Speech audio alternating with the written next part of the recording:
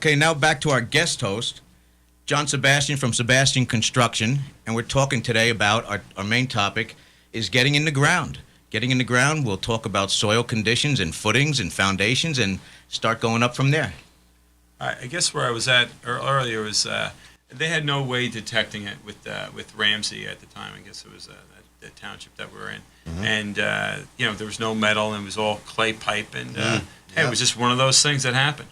But when you're looking into a project, you do have those your conditions, and not to go off on a tangent on that, but if you're looking into foundations and footings and whatnot, you have to look at what you want to do, and how you want to look at it is the way your setting is, whether it's going to be an exposed foundation, whether it's going to be a foundation that you want a basement or you want a slab. So these are all different areas that you need to look into. Nice. John, have you, let's just get back to this foundation. Ever had an opportunity to start an addition off of an old stone foundation? Anything like that? Absolutely. I got to tell you what, I love stone foundations. So because up in this location where we're broadcasting and some of the listening area, a lot of the houses were built in a time when cinder block or masonry block was not there. They were made out of stone, out of rubble that came out of the ground as they were digging the basement. And you'd have to tie a new foundation into that. So what do you suggest, John? What things have you done just in that vernacular? Being in the business and actually owning property I actually have some properties presently that have stone foundations. And what we have done, first off, to A, waterproof, B, solidify, C, to work off of, whether it's a Bilco door in one of my projects and to cut into them. I know that realtors actually sometimes even have problems selling houses with stone foundations because of cracks and whatnot. But what we've often done with foundations like that, and there's products, sealers that you can buy, and everything is. There's just so much new technology going on right now. All right, John, we're going to pause for a minute here to take a break, and then we'll come back and continue talking about the stone foundations. The ABCs of Home Improvement, sponsored by American Design and Build, and our guest sponsor today, Sebastian Construction. The ABCs of Home Improvement will be right back in a moment. And we're back again with the ABCs. Rich is yelling from the booth. We got a phone call coming in. Hello, this is Mike on the ABCs of Home Improvement. Can we help you?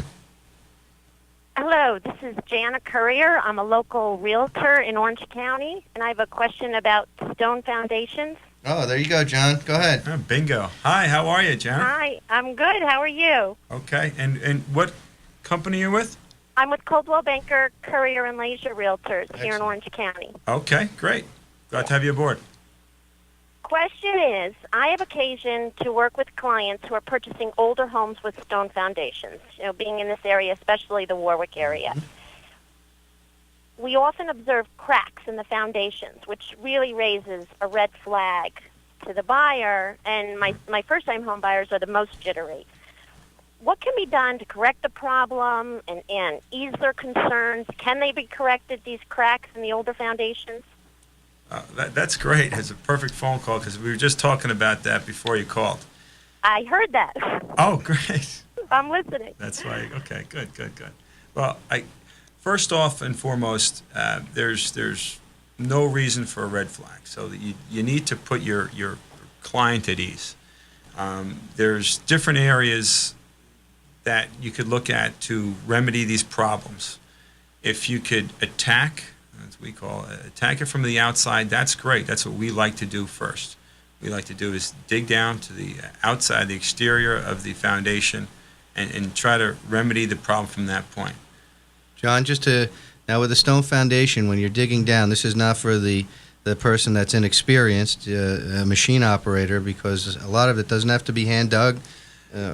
Or go ahead. Lee, excellent. And yes, many times it does have to be hand dug. I mean, heck, I just picked up a little excavator that is no bigger than a shovel. I mean, it's tiny. That's nice. And it's great to have for these little tough to do jobs. But a simple manual help is fine too.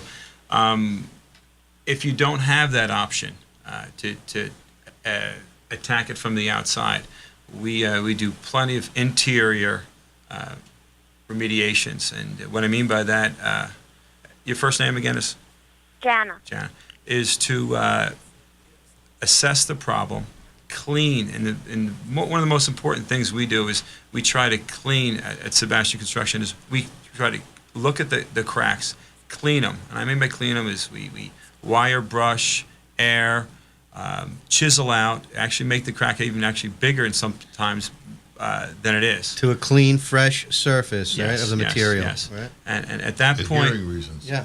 and that point, we wire brush it at that point, and then there's different sealants, epoxies that we use. Sometimes a simple grout and mortar is what we use, and it's not just the cracks that we're looking to we're seal there. We're looking into actually look into any other reasons for that, and most of the time it's not. It's just a simple application of mortar sealing, and it's more of an aesthetic thing. Now you can't blame Mother Nature for shifting foundations over years, and it's no reason for anyone to quote unquote put the red flag up. But it is a concern. I understand for first time home buyers, but with the older homes, you're going to get that, and I mean the old homes, and it's going to be a labor of love, quite frankly.